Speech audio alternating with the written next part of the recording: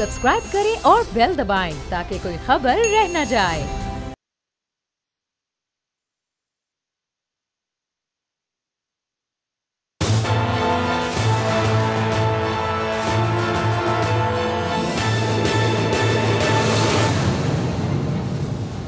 अस्सलाम वालेकुम नाज़रीन, मैं हूं आपका मेज़बान समीर इब्राहिम और आप देख रहे हैं प्रोग्राम तजिया। आज मेरे साथ सदीक साजिद साहब हैं, हमारे पॉलिटिकल कॉरेस्पोंडेंट हैं और ये पिछले 5-6 दिनों से कौमी असम्बली में जो कुछ हुआ उसका उन्होंने बिल्कुल वो उसके पूरा उसके शाहिद हैं, देखी हर चीज़ उन्होंने वहाँ पे।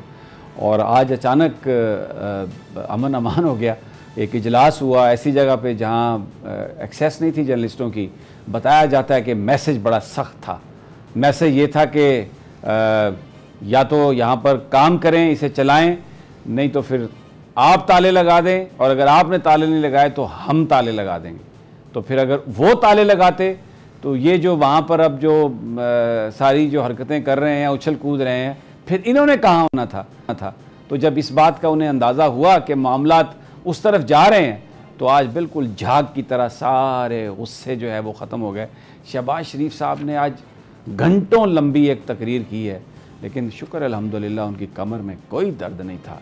अल्लाह ताला उनको इसी तरह चाको चौबंद रखे, उनको सेहत रखे। अब तो इस बात की तस्दीक हो चुकी बिल्कुल कि दोनों भाई माशाअल्लाह अल्लाह ताला के करम से, अल्लाह के फजल से बिल्कुल तनोमंद हैं, सेहतयाब हैं और पता नहीं क्या कुछ करने की अहलियत रखते हैं। नवाज़ शरीफ साहब वहाँ पर अपने नवासे की वो घुड़दौड़ देख रहे हैं, वहाँ पर पता नहीं क्या कुछ देख रहे हैं, शादी की तैयारियाँ हो रही हैं। तो ये इस लिहाज से ये अच्छी खबरें लेके आया असम्बली का सेशन। एक तो हमें पता चल गया औकात सबकी क्या है।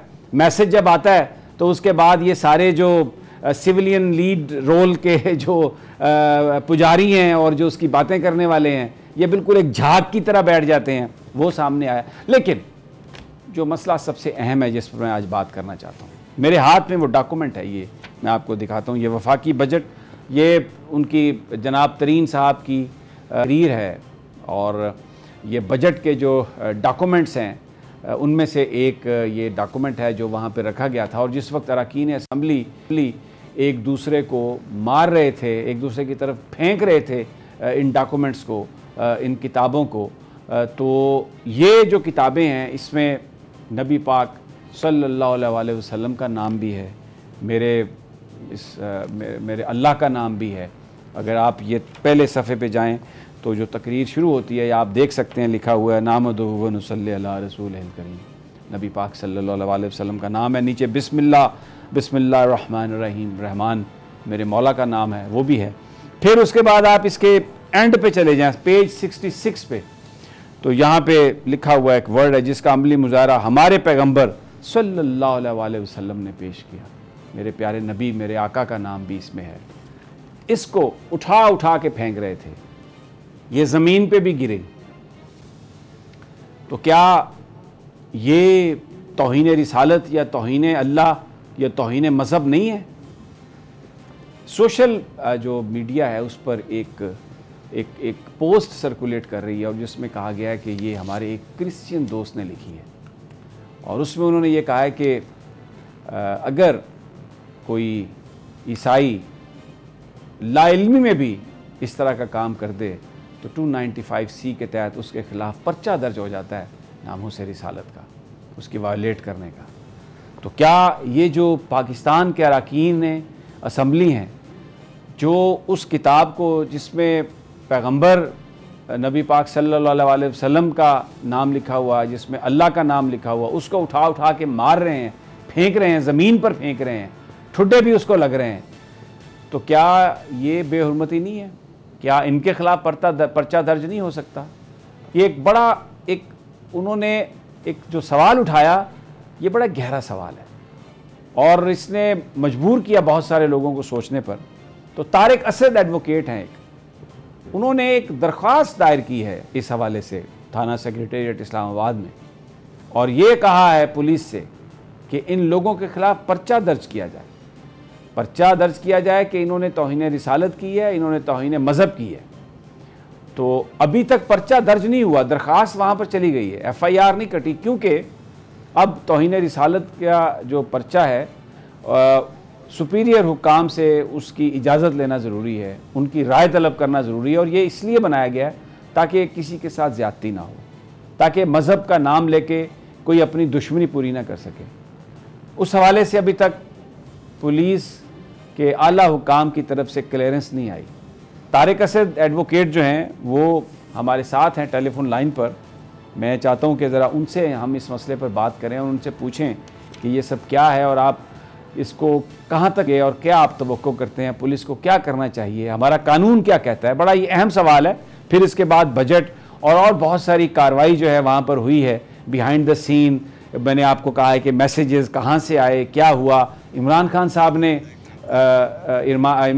साहब ने क्यों नहीं अपना वहाँ पर जो इजलास था पार्लिमानी पार्टी का उसमें शिरकत क्यों नहीं की। बहरहाल तारिक असद साहब अब अपनी लाइन काट रहे हैं, मुझे ये बताया है हमारे स्टाफ ने। मिलती है उनको लेकिन वो डिक्लाइन करते हैं, या हो सकता है किसी और चैनल के साथ हों या कहीं ऐसी जगह हो कि वो खुद से ड्रॉप हो रही हो। हमें ऐसा लग रहा है कि वो लाइन काट रहे हैं। अगर उनसे रब्ता हो गया तो मैं आपके उनकी जो गुफ्तगू उनके साथ मैं करना चाहता हूँ वो आपके सामने कर लेंगे। लेकिन बहरहाल उन्होंने एक दरख्वास्त दी है इस हवाले से कि जनाब आप इस पर पुलिस को कहा है कि कार्रवाई की जाए। आप वहाँ पर मौजूद थे सदीक साजिद साहब, ये डॉक्यूमेंट है, इस पर अल्लाह और अल्लाह के रसूल का नाम है, इसको उठा के फेंकना, गुस्सा इतना था कि इस बात को नज़रअंदाज कर दिया, किसी ने सोचा नहीं।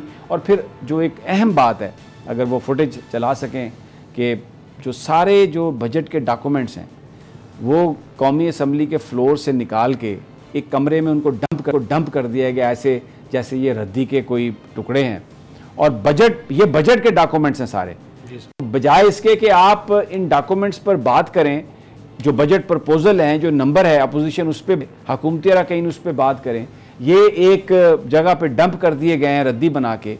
तो बजट पे जो गुफ्तगू होगी वो गुफ्तगू क्या होगी। अच्छा, मुझे बताया गया कि तारिक असद साहब की लाइन मिल गई है, तो पहले क्योंकि वो बड़ा अहम मसला है उनसे बात कर लें, फिर आते हैं आपके। तारिक साहब अस्सलाम वालेकुम, बहुत बहुत शुक्रिया।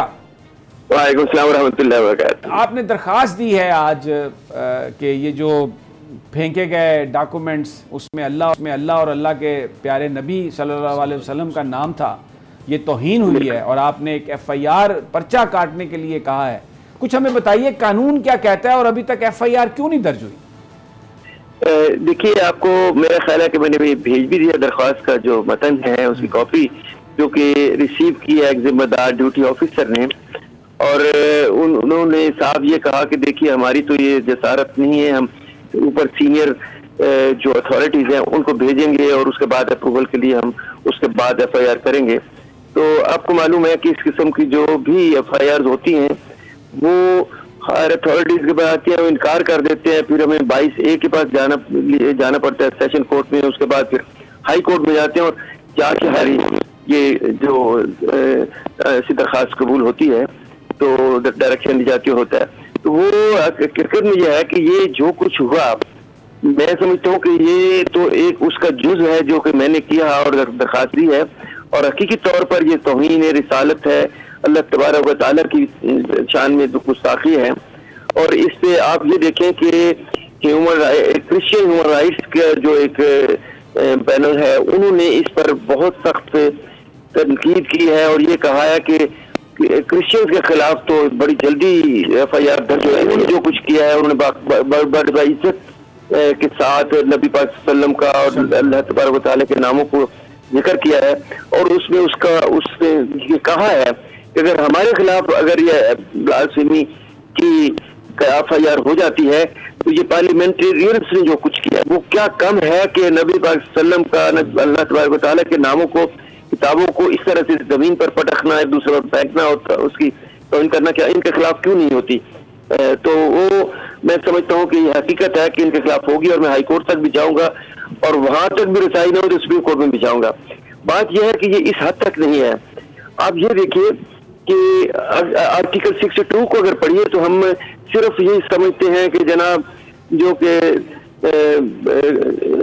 राइटियस पर्सन है, सादिक और अमीन है, सिर्फ उसी के ऊपर आर्टिकल 62 है। हालांकि इसका ये है कि वो शख्स वो क्वालिफाई नहीं करता मजलिस शूरा शेख मेंबर बनने का जब तक he is of a good character and is not commonly known as one who violates Islamic injunctions, or he has adequate knowledge of Islamic teachings and practices obligatory duties prescribed by Islam as well as abstains from major. अब ये चीज है कि ये इससे बड़ा क्या हो सकता है कि उसका कैरेक्टर सही नहीं है कि वो यानी पार्लियामेंट की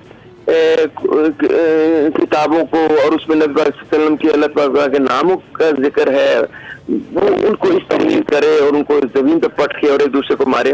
तो मैं अभी तो ये भेजा है और इंशाल्लाह पीर के दिन मैं इनके खिलाफ, उन सब के खिलाफ जिन्होंने ये कुछ किया है उनके खिलाफ आर्टिकल 62 की भी एक पिटीशन फाइल करूंगा। और इसके अलावा आप जानते हैं कि पार्लियामेंट के एक सेशन पे 2.5 करोड़ प्लस खर्चा आता है और इसमें कुछ काम नहीं होता, ये मार कुटाई और ये सब कुछ गाली गलोच होता है। तो मैं इंशाल्लाह उस पिटीशन में ये भी प्रेयर करूंगा कि ये जो जिन्होंने इस पार्लियामेंट के सेशन को हवाला किया उनसे ये रिकवरी की जाए 5 करोड़ की, 5 करोड़ रुपए की, जो भी इसमें मुलविस थे। तो ये एक मामूली बात नहीं है जो कुछ हुई, और हमारा सर शर्म से झुक गया है पूरी कौम का कि ये हमारे नुमाइंदे हैं जो कि आइन के तहत इनको हमने नुमाइंदा बनाकर कानून साजी के लिए पार्लियामेंट में भेजा है। और इस कदर पस्त है कि उनकी जो कुछ भी हुआ वीडियो पे मौजूद है और हम इनके खिलाफ इंशाल्लाह इस्तदा करेंगे कि कमीशन बनाए और जो भी हैं उनके बिल्कुल सबूत उनके खिलाफ कार्रवाई की जाए। तारिक असद एडवोकेट, बहुत शुक्रिया। बिल्कुल कौम के दिलों की आवाज़ है कि इस तरह की बेहुरमती और ये जो कुछ भी हुआ असेंबली में बड़ा शर्मनाक था। ये कहते हैं कि जी पुलिस वाले कि जी हम अपने सुपीरियर से पूछेंगे, हमारी क्या मजाल। मतलब अल्लाह ताला का नाम, मेरे प्यारे आका नबी सल्लल्लाहु अलैहि वसल्लम का नाम जो है, ये जो लोग उसकी बेहुरमती कर रहे हैं, ये इतने ताकतवर लोग हैं, इतने आला लोग हैं कि पुलिस वाले जो हैं वो डर रहे हैं, कांप रहे हैं, पर्चा दर्ज नहीं कर रहे हैं। सदीक साजिद, बिल्कुल जी आप सही कह रहे हैं, और डर और खौफ इसी वजह से ना पुलिस वालों को, अल्लाह का डर नहीं है, अल्लाह सबने अल्लाह के सामने जाना है। बिल्कुल है, लेकिन आप जो जिस किस्म के आप सूरत हाल देख रहे हैं और अरकान ने जो ज़ाहिर इसमें दोनों तरफ के लोग थे, कोई ये हुकूमत और अपोजिशन इसमें कोई तमीज़ ही नहीं बरती गई, उधर से भी आ रही थी उधर से भी आ रही थी। और आपने जो शुरू में बात की कि गुस्से में इनको पता ही नहीं चला कि इस किस्म के जो डॉक्यूमेंट्स हैं पैरों तले भी रौंदे जाते रहे। और आप ये भी देखेंगे कि जो कौमी असम्बली का हाल है समी साहब, वहाँ पे तो ऊपर भी कुरानी आयात लिखी हुई है, जो उसके ऊपर जो छत है वहाँ पर गाली गलोच हुई, जहाँ पर कुरानी आयात उसके नीचे गाली यानी बाकायदा तौर पर माओ बहनों की गाली कह रहा हूँ जी। वो अच्छा, फिर वो रोयल असगर साहब कहते हैं गाली पंजाब का कल्चर है, वो पूरे पंजाब आप अपने घर में ऐसी गाली निकाल सकते हैं। बिल्कुल सही बात। तो वो ज़ाहिर वो जो रोयल साहब ने वो जो कौमी असम्बली के बाहर झगड़ा हुआ था जिसमें शाहिद खान अब्बासी साहब ने कहा था कि मैं जूते मारूंगा और पता नहीं क्या करूंगा, वहाँ पर भी बहुत गाली जो वो रिकॉर्ड पे है, मैं अब सुनवा नहीं सकता, ऐसा ही है। कैमरा में नोटिस दे देगा, बड़ी मोहब्बत करता है हमसे। स्पीकर के सामने खड़ा होके शाहिद खान अब्बासी ने कहा था कि मैं आपको जूते मारूंगा, और उसकी भी कहानी सुन ले, वो मामला भी ठप हो गया। जो आज ताकतवर लोग जो होते हैं ना वो इसी तरह के होते हैं, वो आज भी असम्बली में आता है। यानी कि स्पीकर साहब इतने कमज़ोर हैं कि उन्होंने ईवान को आगाह करना भी गवारा नहीं किया कि शाहिद खान अब्बासी ने उस शोकाज नोटिस का जवाब देना भी पसंद नहीं किया, और उन्होंने कहा मैंने इसको रद्दी की टोकरी में फेंकता हूँ और ईवान में ऐसे लोगों के ऊपर पाबंदी लग सकती है। स्पीकर साहब आज क्या फरमाते हैं, वो कहते हैं मेरे पास इखलाकी पावर है जी, मैं क्या कर सकता हूँ। ये कोई है स्कूल के बच्चे तो नहीं, उनको पता नहीं है या क्या पता है सर, या इमरान खान साहब ने मना कर दिया कि नहीं करना। ये असल बात 70 लोगों की एक लिस्ट जाती है, 70 लोगों की। कौमी असम्बली सेक्रेटेरिएट कहता है CCTV फुटेज में एक बंदा मौजूद है, अभी चला के देख लें, सारे मौजूद है, सारे फेंक रहे थे, तो मेंबर्स सिर्फ 7 हैं जिनको सस्पेंड किया और आज बहाल हो गए। आज बहाल हो गए, सातों के सातों आज मौजूद थे ईवान में, आए हैं वहाँ पे। उन्होंने कहा जी वो ये जो आप बात करें ना, इस पर आगे जाकर बात करेंगे जो किस लेन और देन के बुनियाद के ऊपर ये चीज़ें हुई हैं। देखिए मुझे आप ये बात बताएं कि चले हम तो एक गरीब सहाफ़ी हैं ना, हमें कोई थप्पड़ मार ले आके वज़ीर, तो उसको तो ना सुप्रीम कोर्ट उसका नोटिस लेगी, ना वज़ीर आज़म नोटिस लेंगे कि सहाफ़ी ये गंदे लोग हैं, ये पता नहीं क्या है, इनको अब मारें।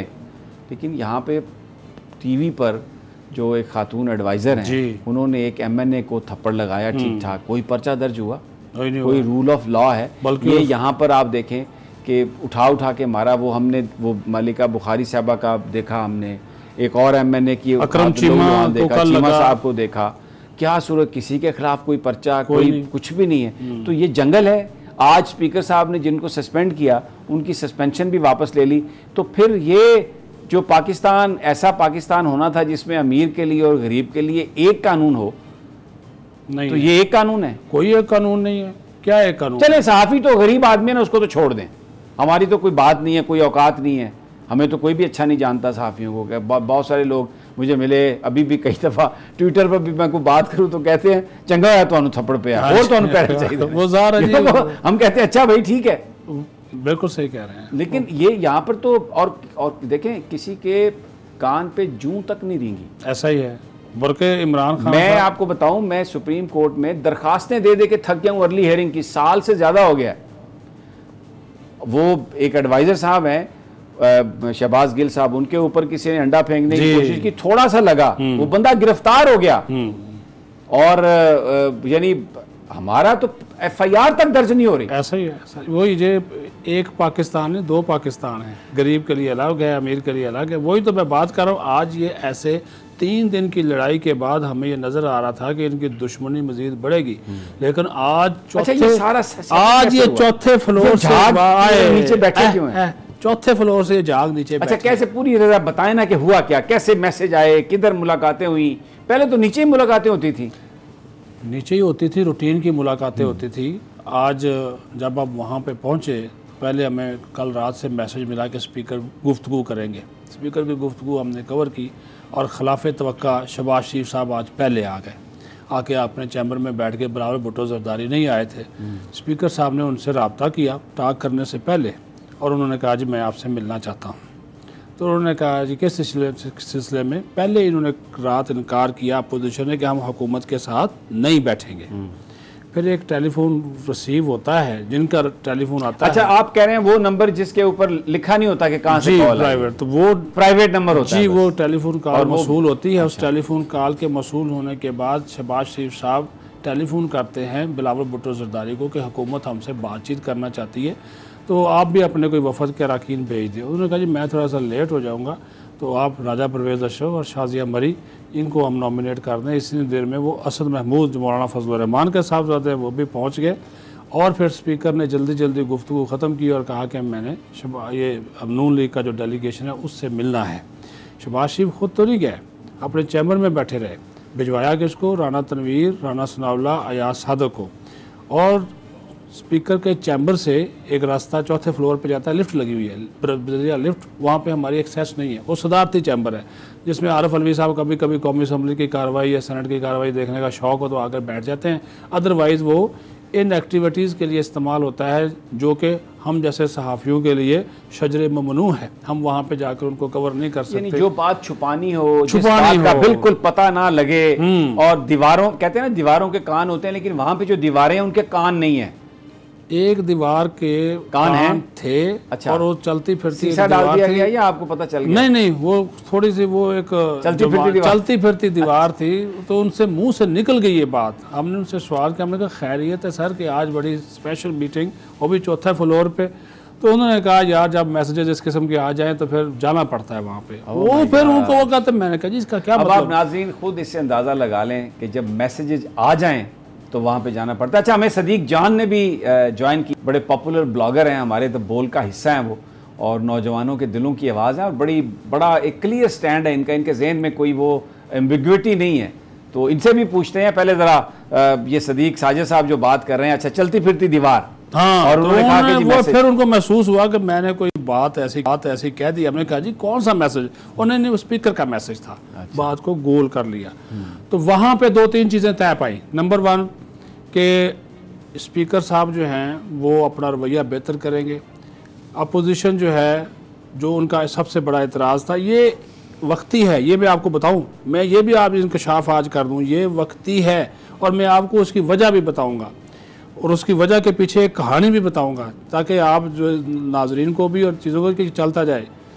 होगा ये कि फजल रहमान की शहबाज शरीफ से मुलाकात होती है परसों रात, उनके घर जाते हैं और जाकर एक बात कहते हैं फजल रहमान कि शहबाज शरीफ साहब सुलह ना कर रहे हो जे, उन्होंने कहा जी बिल्कुल नहीं होगी, और उन्होंने कहा अगर आपने सुलह की तो फिर हम आपके खिलाफ खड़े होंगे। और आज फजलुर रहमान और नवाज शरीफ का टेलीफोनिक रब्ता भी हुआ है। अब इन्होंने गेम क्या करनी है, गेम ये करनी है, शहबाज शरीफ की तकरीर होगी, असद जो है असद उमर का जवाब आ गया। अब बिलावल भुट्टो करेंगे, असद महमूद, जितने पार्लिमानी लीडर अपोजिशन की तकरीर कर लेंगे, उसके बाद फिर यही हंगामा, फिर यही एहतजाज होगा, क्योंकि ये कमिटमेंट कराई है शहबाज शरीफ ने कि हम इनके साथ सुलह नहीं करेंगे। हुकूमत सुलह पे इस वजह से मजबूर है कि वो 30 से पहले बजट पास करवाना है। खान साहब के पास गए कुछ वुज़रा सुबह आज, और खान साहब से रिक्वेस्ट की गई कि आप अपोजिशन को हम ऑन बोर्ड लेना चाह रहे हैं, अदरवाइज़ ये सिलसिला चलता रहा मार कुटाई का, और ये बजट कैसे पास होगा, और ये बड़े प्रॉब्लम हो जाएंगे। ज़ाहिर है कट मोशंस हैं, मुतालबात ज़ाहिर हैं, एक जो ग्रांट है वो पेश करनी पड़ती है, फिर ज़िमनी बजट मंजूर करना पड़ता है, लाजमी अखराजात है, गैर तस्वीबी अखराजात हैं, वो सारी चीज़ें हैं। तो खान साहब ने कहा जी आप बजट मंजूर करवाएं, और फिर उनके एक अल्फाज उनके मुंह से भी निकले वक्फान हाल के मुताबिक, उन्होंने कहा जी ये वैसे पास हो ही जाएगा, बेफिक्र हो जाए। वो मैसेज उनका भी था।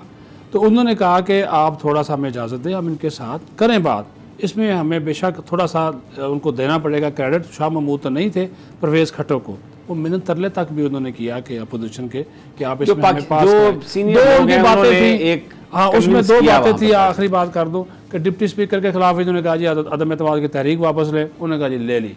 अपोजिशन ने क्या मांगा, उन्होंने कहा जी जो डिप्टी स्पीकर के खिलाफ जिस वजह से हमने तहरीक जमा करवाई थी, इलेक्शन इस्लाहात वाले बिल समेत वो तमाम 21 बिल्स वापस लिए जाएं जो कि डिप्टी स्पीकर की मौजूदगी में पास हुए, और हम कोरम की पॉइंट आउट करते रहे, उन्होंने कोरम की निशानदेही की हमें इजाज़त नहीं दी, तो लिहाजा वो वापस लें। वापस कैसे होंगे वो अब उसने कहा जी कमेटी एक बन जाएगी, पार्लिमानी कमेटी एक 6-7 बंदों की बन जाएगी, वो उसके ऊपर गौर करेगी, जिसके ऊपर अपोजिशन को एतराज़ होगा वो दोबारा ऐवान में आएंगे। अच्छा ये पहले भी एक एक्सरसाइज हो चुकी है, ठीक है। तो ये सिलसिला बना। अच्छा जी, अब जरा सदीक साजिद साहब, हमें सदीक जान साहब हमारे पास हैं। जनाब आपके पास क्या ताज़ा तरीन है वहाँ से? ये सब बड़ा झाग की तरह गुस्सा बैठ गया, बड़ी कोई मैसेज आए हैं कि ताले खुद लगा दें नहीं तो हम लगा देंगे, क्या कहानी है? मुबैना तौर पर ये मैसेजेस की बात हो रही है। देखें सदीक साजिद साहब जब बात कर रहे थे तो शुक्र है मैंने इनकी बात मुकम्मल सुन ली और दरमियान में नहीं मैं बोल पड़ा, वरना जब ये कह रहे थे कि बिल्कुल ये बेहतरीन अंदाज से चीज़ें चलेंगी, वो बात करेंगे, ये खामोशी सुनेंगे, तो उस वक्त मैं कहने लगा था कि ये जहाँ से भी ये कहा गया है, लेकिन ये जो दुकान है ये चलेगी नहीं ज़्यादा देर,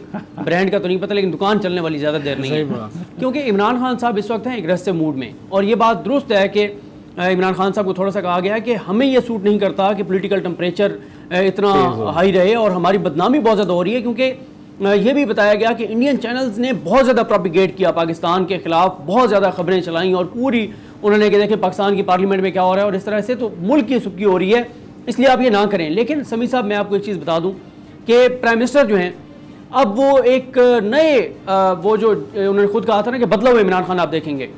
आप आखिरी अशरा सिर्फ देख लें, ये जो जून का है, 22 को शहबाज शरीफ साहब की पेशी FI में, 24 को हमजा शहबाज की, 23 को नवाज शरीफ साहब के केस इस्लामाबाद हाई कोर्ट में, जरदारी साहब के इन्हीं दिनों में जरदारी साहब की 29 को तलबी, कुछ और नई गिरफ्तारियाँ सुप्रीम कोर्ट में जरदारी साहब के केसेस कराची मुंतकिल करने के हवाले से मामला। तो एक बार फिर आप देखेंगे कि इमरान खान साहब जो हैं वो एग्रेसिव मूड में, और ये पॉलिटिकल टेम्परेचर जो वक्ती तौर पे लग रहा है कि जैसे इस्लामाबाद का मौसम बेहतर हुआ है, पार्लियामेंट के अंदर भी मौसम बेहतरीन हुआ है, ये ज्यादा देर बरकरार नहीं रहेगा। अच्छा मैं यहाँ पे सदीक आपको रोकूंगा क्योंकि एक पर जाना है, बड़ा अहम ये सब्जेक्ट है, टेम्परेचर हाई होने जा रहे हैं, इमरान खान एग्रेसिव मूड में है, लेकिन ये सब एक छोटे से वक्फे के बाद।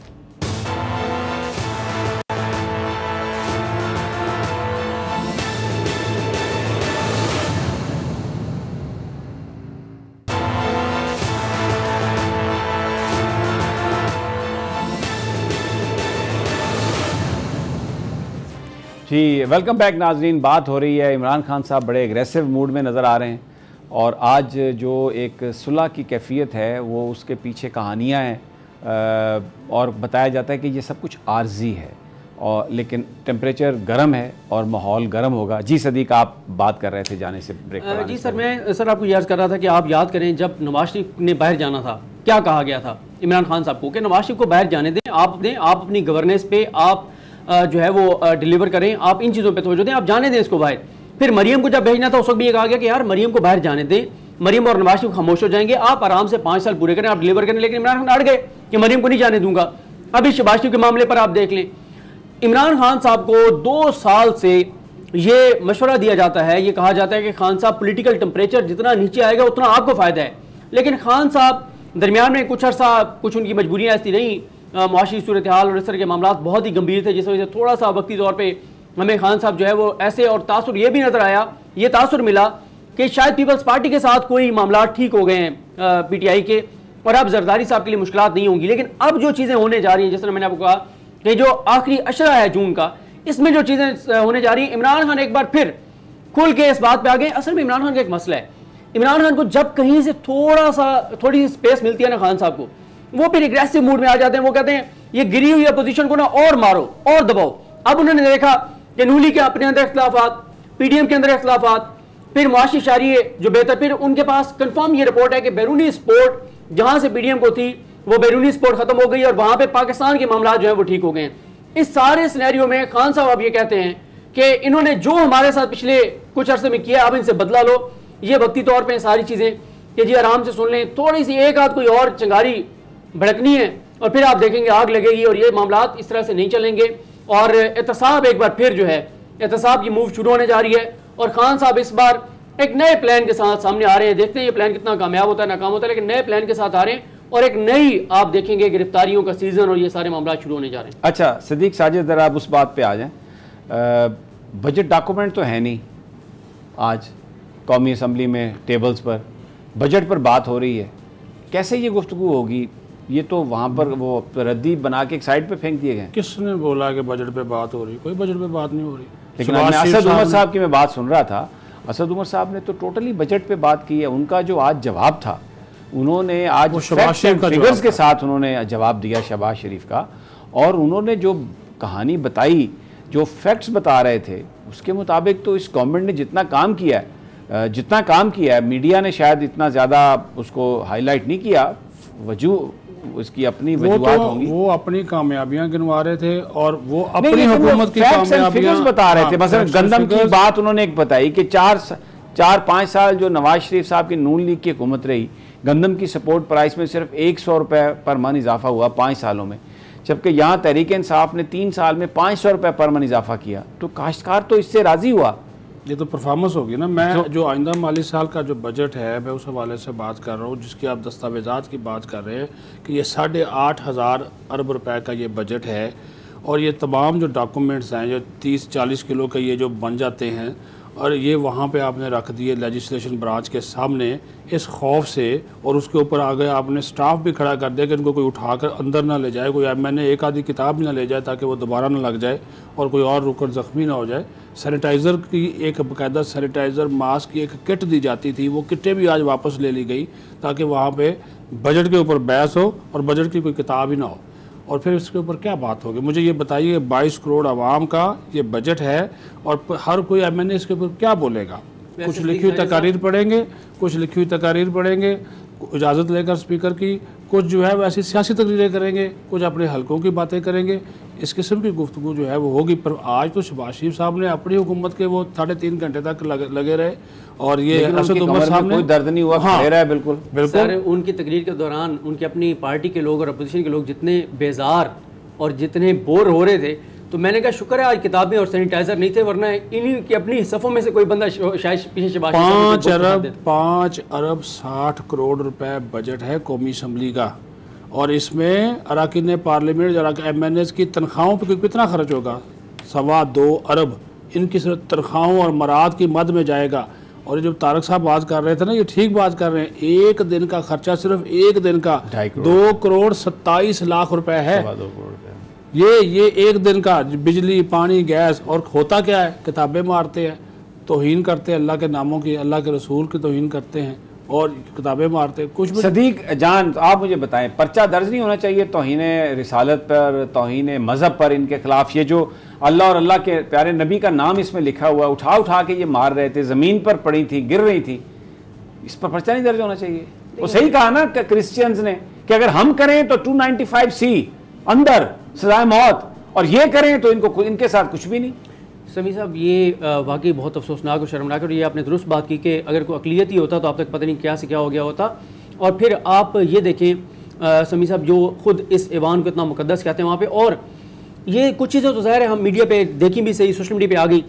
ये हम कई बार इस प्रोग्राम में ये बात कर चुके हैं, यकीन करें ऐसी ऐसी आवाज़ें निकाली जाती हैं, ऐसी ऐसी बिलो द बेल्ट चीज़ें की जाती हैं कि ना आप वो टीवी पे बता सकते हैं, ना आप अपनी फैमिली में बैठ के वो बात डिस्कस कर सकते हैं। जिस तरह की वहाँ पे आवाज़ें निकाली जाती हैं और जहाँ पे वो गुफ्तगू और जो बातें की जाती हैं, और जिस तरह से ख़वातीन के ऊपर जुमले कसे जाते हैं, जिस तरह से मेल अरकीन के हवाले से कादिर पटेल साहब की तकरीर आपको याद है, वो तकरीर नहीं चला सकते आप। तो इसलिए दोनों पार्टियाँ जो है दोनों साइडों के कसूरवार हैं, दोनों चाहती हैं कि ये वहाँ ना चले, ये पार्लियामेंट ना चले। और अवाम देखें, अवाम के जो इशूज़ हैं, अब देखें दोनों साइडों से। अब आपने बात की शहबाज शरीफ साहब की, कोई उसमें यार आप तजवीज़ दें ना, आप कहेंगे ये तुमने बुरा कर दिया। मेरी तजवीज़ ये है कि आप ये 10 हमारा ये 10 पॉइंट हैं, मेरी मुआशी टीम ने ये 10 पॉइंट बनाए हैं कि इन 10 पॉइंट्स पे आप जो है वो अमल करें तो आप पाकिस्तान को आगे ले जा सकते हैं। हर तजवीज़ नहीं करना, तनकीद करनी है। और शहबाज शरीफ साहब और नवाज शरीफ साहब का यही मसला है। उधर इनसे पूछा गया था साहब अदालत में कि मियाँ साहब आप बताएं लंदन फ्लैट्स कैसे बनाए, कहते हैं मैंने इतने बिजली के मंसूबे यहाँ लगा दी। आप ये बताएं आपके बेटों ने जायदादें कैसे बनाई, मैंने जी मेट्रो बना दी। सवाल इनसे कुछ होता है, जवाब ये कुछ देते हैं। अब भी देखें आप, ऐसे ही अजीबो गरीब सी तकरीर बोर सी कर दी, कोई उसमें चलें आप हुकूमत पे तनकीद करें, बिल्कुल अपोजिशन के ये काम है। जो अवाम के रियल इशूज है उनके ऊपर आप बात नहीं करते। और जब हुकूमत के साथ आप इस पोजीशन में होते हैं कि आप कुछ मनवा सकते हैं, उस वक्त आप अपने एनरोल मांग लेते हैं कि नैब में ये तरामीम कर दो। उस वक्त तो आप ये नहीं कहते कि भाई पेट्रोल सस्ता कर दो, बिजली सस्ती कर दो, रोजगार दे दो, ये कर दो, वो कर दो। मुझे बताएं, ये हम कमेटीज में भी जाते हैं, सदीक साजिद साहब भी होते हैं, वहां भी कितना अपोजिशन हुकूमत को टफ टाइम देती है। अब अगर एक समी साहब देखें, अगर हुकूमत एक सवाल डाले कि जी हमें बताएं कि जो आपने कहा था कि 50 लाख घर बनेंगे, कितने घर बने, उसका जवाब आए, वो कहें जी आज किसी और पॉइंट पे बात नहीं होगी, आज इस पे बात होगी कि क्यों नहीं लोगों को पैसे मिल रहे, क्यों नहीं कर्जा मिल रहा, क्या वजूहात हैं, क्या ब्यूरोक्रेटिक हर्डल्स हैं, क्या बैंकों में मसाइल हैं, क्या जो कानून बनाया वो गलत है, हुकूमत की तवज्जो नहीं है, स्टेट बैंक झूठ बोल रहा है। उसके ऊपर आज ये एक पॉइंट की डिस्कशन होगी कि लोगों को ये कर्जे क्यों नहीं मिल रहे। ये बातें तो ये करते नहीं है। ज़राअत के ऊपर बात करें ना कि आज ये सिर्फ ज़राअत के ऊपर बात होगी, क्योंकि हवाले से हुकूमत जो दावे करी वो गलत है, यही हकायक है, इन पे बात नहीं होती। फजूल हवाई फायरिंग वो भी करते हैं, वो भी हवाई फायरिंग करते हैं, और आवाम को हासिल वसूल कुछ भी नहीं होता सिवाय इसके कि आवाम के टैक्स के पैसों से करोड़ों रुपए डेली जो है वो असेंबली की लाश पे लग रहे हैं। ये तो एक बड़ी अफसोसनाक बात है। लेकिन सदीक जान साहब, आज आप थोड़ा लेट इसलिए आए प्रोग्राम में कि आप एक कमेटी की हियरिंग में थे, बिलावल भुट्टो साहब शायद उसको प्रिजाइड कर रहे थे, और बड़ा सेंसिटिव इशू आज़ादी सहाफ़त का पाकिस्तान में पाबंदियों के हवाले से जो एक बड़ी डिबेट चल रही है, कुछ हमारे साथ शेयर करेंगे? वहाँ उस कमेटी में क्या कुछ हुआ, क्या फाइंडिंग्स थी, वहाँ पर बड़ी गुफ्तगू भी हुई होगी, कुछ इल्ज़ामात भी लगे होंगे, मेंबरान भी होंगे, सवाल भी किए गए होंगे, टफ़ सवाल होंगे। कुछ हमारे साथ कोई चीज़ ऐसी है जो आप हमारे साथ शेयर कर सकें? जी बिल्कुल समी साहब, ये आज जिस तरह का माहौल आज वकला कन्वेंशन में था, जिस तरह से प्रेस क्लब के बाहर एहतजाज में था, वही उसी तरह से मिलता जुलता माहौल था। लेकिन मैं हैरान होता हूँ कि बिलावल साहब जो हैं वो अजीज़ मेमन की फैमिली को नहीं बुलाते, सिंध में जो साफ़ियों के साथ हो रहा है उनको नहीं बुलाते, लेकिन जो पाकिस्तान के इदारों के खिलाफ बात करते हैं, पाकिस्तान के इदारों पर इल्ज़ाम लगाते हैं, उनको फ़ौरन बुला लेते हैं और उनको बैठ के सुना जाता है। वो खुल के और इल्ज़ाम लगाते हैं इदारों के हवाले से, इदारों के सरबराह के और आम जो ओहदेदार हैं उनके नाम लिए जाते हैं, उन पर इल्ज़ाम लगाए जाते हैं और खुलकर वो बात करते हैं। लेकिन बात यह है कि समी साहब हैरान कुन तौर पर देखें, आज अब बात हो रही थी मतीउल्लाह जान साहब की, मतीउल्लाह जान साहब के जी उनके ऊपर ये हमला हुआ और वो जो उनको अगवा किया गया उसके आपने तहकीकात मुकम्मल नहीं हुई। उन्होंने बताया कि भाई मुझ पर यह चौथा हमला था, चौथी बार ये मेरे साथ हुआ है, इससे पहले 3 बार हो चुका है। और दिलचस्प बात यह है 2 बार पीपल्स पार्टी के दौर में हो चुका है, एक बार 2008 में, एक बार 2010 में, एक बार 2010 में, एक बार 2012 में, एक बार PMLN के दौर में हो चुका है। इनको आज़ादी इज़हार राय, इनको ये सारी चीज़ें तब याद आती हैं जब ये पोजीशन में होते हैं।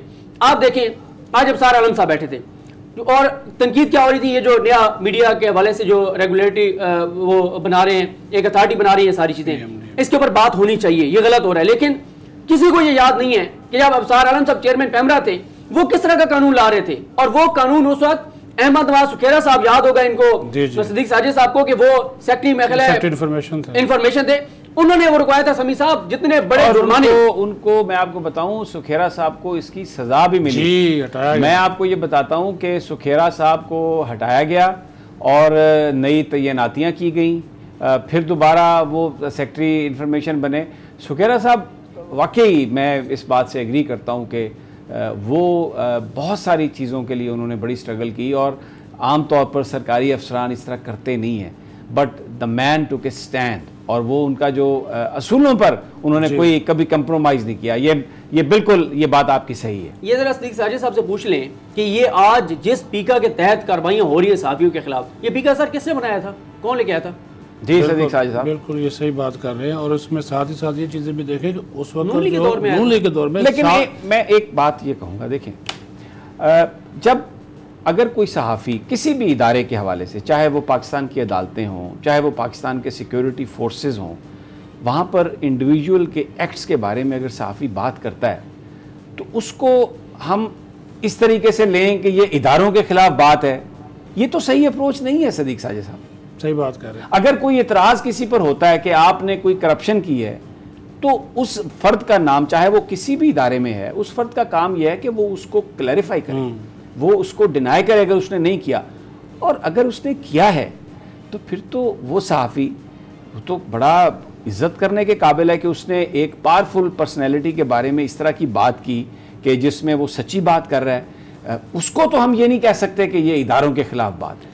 असल में जिन्होंने इन्होंने बात की ना कि हुकूमत में जो बैठे हुए लोग हैं ना, तो उनका मेयार कुछ और होता है, लेकिन जब अपोजिशन में आते हैं तो उनको आज़ादी सहाफ़त से बहुत सारे इंसानी हुकूक याद आ जाते हैं, लेकिन हुकूमत में जाते हैं वो चीज़ों को। अच्छा, मुझे यहाँ पर एक ब्रेक लेनी है। सदीक साजिद साहब ने जो बात कही है वो पॉलिटिशियंस के हवाले से बात कर रहे हैं कि जब ये गवर्नमेंट में होते हैं तो ये ऐसी बात नहीं करते, ये जब अपोजिशन में आते हैं तो ऐसी बात करते हैं। लेकिन मेरा सवाल फिर ये होगा ब्रेक से जब हम वापस आएंगे कि सहाफ़ी तो किसी गवर्नमेंट का हिस्सा नहीं होता, वो कुछ लोगों के नज़दीक ज़रूर हो सकता है, लेकिन वो तो सहाफ़त कर रहा है, वो अपना काम कर रहा है। अगर वो किसी इंडिविजुअल के बारे में हाईलाइट करता है किसी ऐसी चीज़ को जो खिलाफ कानून है या जो जिसका जवाब देना ज़रूरी है, तो उसको हम कैसे ये कह सकते हैं कि ये इदारों के ख़िलाफ़ बात हो रही है?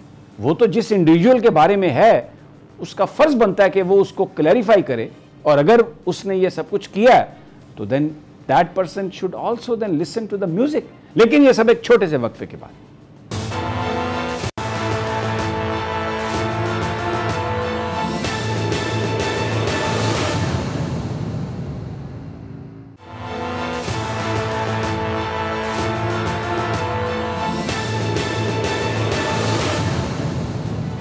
वेलकम बैक नाजरीन। बात हो रही है पाकिस्तान की पार्लियामेंट की सियासत की, और फिर ज़िक्र एक कमेटी का जिसको बिलावल भुट्टो प्रिजाइड कर रहे थे, और वो आज़ादी सहाफ़त के हवाले से वहाँ पर वो जर्नलिस्ट अपीयर हुए मुबैना तौर पर जिनका ये कहना है कि वो टारगेट किए गए हैं और पाकिस्तान की एजेंसीज़ ने उनको टारगेट किया। उनके बयानात, सदीक जान वहाँ पर मौजूद थे।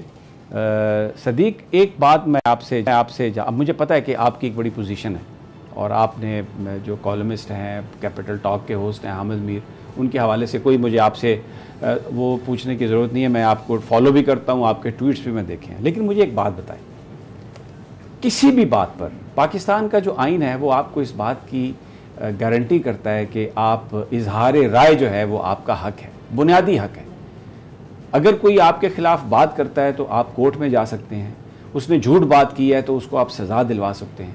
लेकिन किसी प्रोग्राम को बंद करना, उसको ऑफेयर करना या दबाव डालना मैनेजमेंट पर कि वो उसको ऑफेयर कर दे, पाकिस्तान के आइन में इसकी कोई गुंजाइश नहीं है।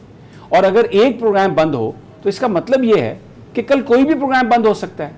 इस पर अगर तो किसी ने पाकिस्तान के ख़िलाफ़ बात की है, अगर कोई समझता है, गवर्नमेंट ये समझती है कि ये गद्दारी की बात है, तो उस पर अदालतें मौजूद हैं, आप अदालतों में जाके प्रोसिक्यूट करें।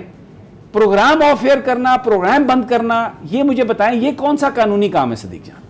देखें, अभी जब मीशकुल रहमान साहब गिरफ्तार थे तो हमें ये बताया गया जीओ की जानिब से, जंग की जानिब से और इनके एहतजाजी मुजाहरों में कि वो इतना दबंग हैं मीशकुल रहमान साहब, इतने जो है वो अपने असूलों पर खड़े होने वाले हैं कि आप जो मर्ज़ी कर लें, वो अपने असूलों से पीछे नहीं हटेंगे, और इसी वजह से उनके खिलाफ इंतकामी कार्रवाई हो रही हैं। तो अब अगर उन्होंने किसी के दबाव पे ये बंद किया है उनका प्रोग्राम, तो फिर उनको वो वजाहत देने की क्या ज़रूरत थी कि हमने खुद उनको ऑफ एयर किया है, अभी हमने उनको निकाला नहीं, ऑफ एयर किया है, तो फिर वो बताएं ना मसला इनका क्या है।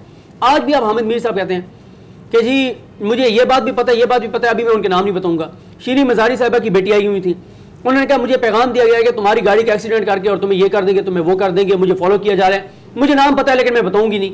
भाई अगर आपको पता है नाम तो आप बताएं ना नाम, अब नाम क्यों नहीं बताते? अच्छा, यहाँ पर मैं आप बिल्कुल आप सही कह रहे हैं कि नाम बताने चाहिए, लेकिन क्या ये इस बात का इजहार नहीं है कि ठीक है वो इंसान है, बड़ी बहादुरी से वो ये बात कर रहे हैं, लेकिन नाम लेने से गुरेजा हैं किसी खौफ की वजह से। सदीक साजिद जी बिल्कुल। तो अगर कोई ऐसी चीज़ है तो उस पर भी गौर करना, जहां पर आप ये बात कह रहे हैं कि वो नाम नहीं ले रहे, तो ये बात भी तो सोचना ज़रूरी है ना कि ये कौन सी सिचुएशन है ऐसी। अच्छा, फिर दो दहाइयों से मेरे हामिद मीर साहब के बारे में बहुत सारी चीज़ों से उनके साथ इख्तलाफ है और मेरी उनके साथ बहुत अरसा से गुफ्तगू भी नहीं रही थी, लेकिन ये जब उनका प्रोग्राम ऑफ एयर हुआ तो मैंने उनको मैसेज भी किया और मैंने उनसे कहा कि मैं आपके साथ हूँ इस मामले में, आपका प्रोग्राम ऑफ एयर नहीं होना चाहिए। अगर आपको किसी को अगर आप पर कोई एतराज़ है तो वो उसके लिए अदालतें हैं, वहाँ पर जाएँ। भुट्टो साहब ने जब अवामी नेशनल पार्टी के खिलाफ रेफरेंस किया था गद्दारी का, तो उन्होंने अगर पाबंदी लगाई थी तो he went to the supreme court. अगर हामिद मीर ने को गद्दारी की है, समी इब्राहिम को गद्दारी कर रहा है, सदीक जान को गद्दारी कर रहा है, तो उसका फैसला अदालतें करेंगी, कोई इंडिविजुअल नहीं कर सकता। लेकिन बंद करना किसी को, ऑफ एयर करना किसी को, इसकी इजाज़त आप कौन से कानून का सहारा लेके आप इसको बंद करेंगे? मेरा सवाल सिर्फ ये है। देखिए सभी साहब, एक तो हमारे यहाँ ये एक रवायत है कि हम गद्दारी के सर्टिफिकेट बहुत जल्दी बांटना शुरू कर देते हैं। मैं आपकी हुब्बुल वतनी पे शक नहीं कर सकता, आप मेरे पे नहीं कर सकते, सदीक जान साहब के पे नहीं कर सकते। ये इसको कोई माप हामिद मीर साहब कई बातें करते हैं, हम अपने प्रोग्राम में उनके खिलाफ उसको आर्ग्यूमेंट करते हैं, ये अपनी जगह पे दुरुस्त है, उनका एक ओपिनियन है, लेकिन वो कोई भी ओपिनियन रख सकते हैं। पाकिस्तान का आइन इस बात की गारंटी देता है, if he crosses the line, अगर वो किसी को अक्यूज गलत तौर पे करते हैं तो वो अदालतें उसका फैसला कर दें। प्रोग्राम बंद करना, मारना, अब एक बात है, असद तूर, उनके घर कुछ लोग तो गए ना, हुकूमत ले आए ना। कई दफा वजीर दाखिला ने कहा कि जी बस हम करीब पहुंच गए, बताए कौन उनके घर घुसा था। अब मतीउल्लाह जान भले 4 दफा अगवा हुआ, लेकिन वो अगवा तो हुआ है ना यार, उसको किसी ने तो। अच्छा, मैं जो पेमरा के चेयरमैन थे साबिक, जो आज अबसार आलम, मैं उनसे लाख इख्तलाफ करूंगा, लेकिन उनको गोली तो लगी है ना। अब ये गवर्नमेंट का काम है कि वो उनको पकड़े, उसके बारे में बताए कि ये किसने किया है, और जिन लोगों ने किया उनको प्रोसिक्यूट करे। एजेंसीज ये कहती हैं कि हमने नहीं किया, बिल्कुल ठीक है, उन्होंने नहीं किया होगा वो कहती हैं तो, लेकिन फिर किया किसने है भाई? कौन है इतना पावरफुल आदमी? तो फिर ये जो पार्लिमानी कमेटीज हैं, फिर इंसानी हकूक़ की जो कमेटी के जो चेयरमैन है बिलावल भुट्टो जरदारी साहब, तो वो फिर इदारों से रिपोर्ट्स तो मंगवा सकते हैं, मंगवाएं ना, ताकि रिपोर्ट्स वहाँ पे अपोजिशन गवर्नमेंट मौजूद है, फैसला होना चाहिए। क्योंकि देखें, इस वक्त हमें ये पता है सदीक साजिद कि पाकिस्तान की जो एजेंसीज हैं, दे आर बेसिकली इस वक्त वो टारगेट हैं, पूरी दुनिया की एजेंसीज टारगेट कर रही हैं। ऐन मुमकिन है कि ये जो कुछ भी ये वाक़यात हुए हैं ये किसी और ने किए हों, और जो सहाफ़ी कह रहे हैं वो तो ये कह रहे हैं ना कि ये वाक़या हुआ, इसका आप पता लगाएं। तो पाकिस्तानी एजेंसीज ने नहीं किए तो उनका पता लगाना किसका फ़र्ज़ है यार? मेरा और आपका फ़र्ज़ तो नहीं है।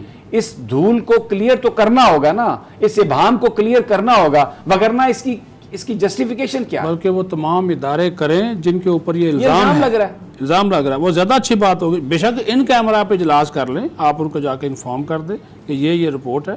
अगर खुद आपकी बात ठीक है, उन्होंने कहा था हम बहुत करीब पहुंच गए वज़ीर दाखिला शेख रशीद ने, और हमारे पास बहुत सारी चीज़ें आ गई हैं, फिर एक नई कहानी पाकिस्तान के सहाफ़ी सदीक साजिद और सदीक जान साहब, मैं ये समझता हूँ ये जो आज़ादियाँ हमें मिली हैं ये हमने छीनी हैं, लड़के ली हैं, कोड़े खाए हैं, गोलियां खाई हैं, ये ऐसे नहीं चली जाएंगी।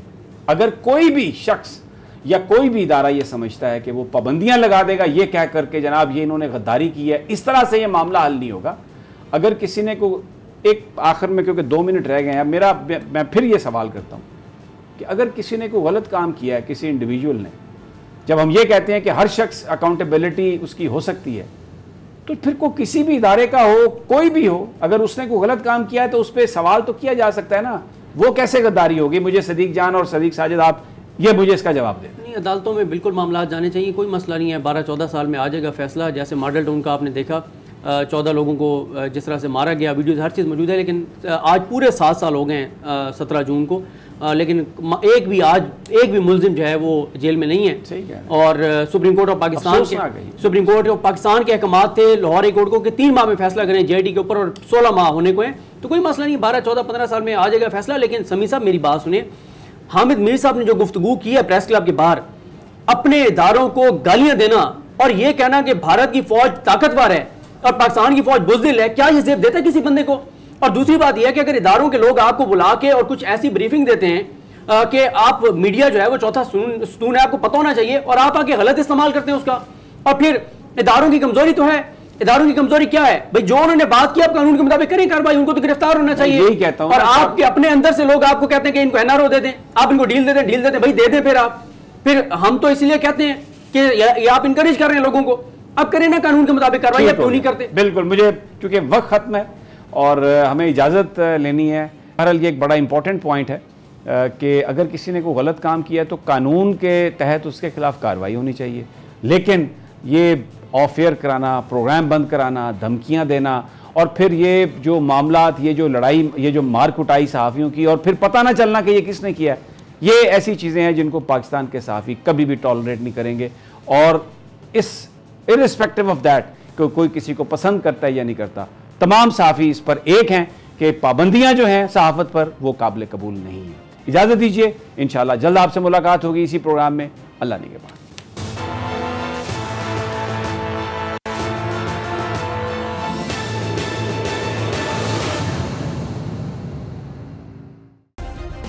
सब्सक्राइब करें और बेल दबाएं ताकि कोई खबर रह न जाए।